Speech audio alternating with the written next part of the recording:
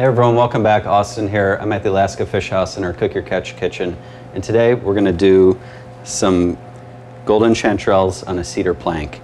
The first step with the golden chanterelles is to brush off any pine needles or any dirt that might be on them.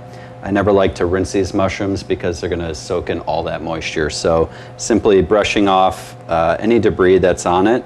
And then if there's any mud left on the stem or any dirt or anything, you can clean that off with a paring knife, relatively easy.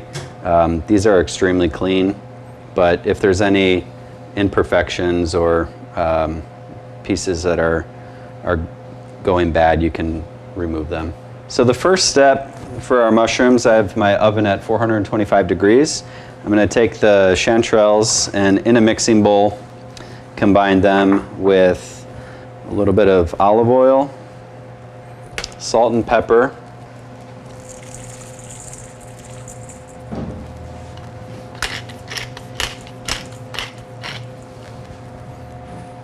I have some slivered garlic,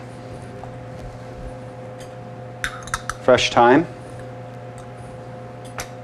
a little bit of shallot. You can use red onion or regular onion if you don't have shallot. I have a fine dice of lemon rind. This will hold up better than using just a zest. A little bit of chili flake if you like heat.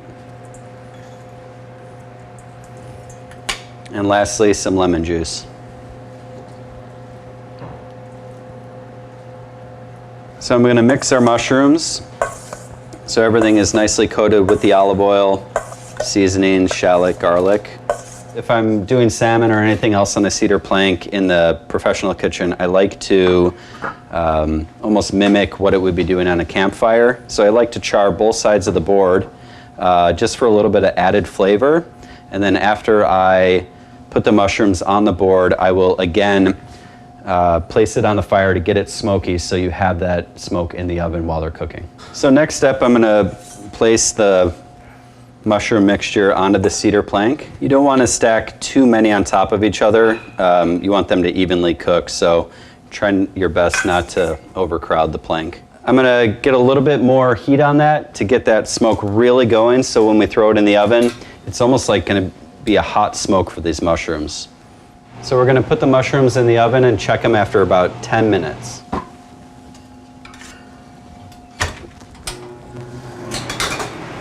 So it's been 10 minutes and we're gonna check our mushrooms. You can see that there's a nice crispy edges on them.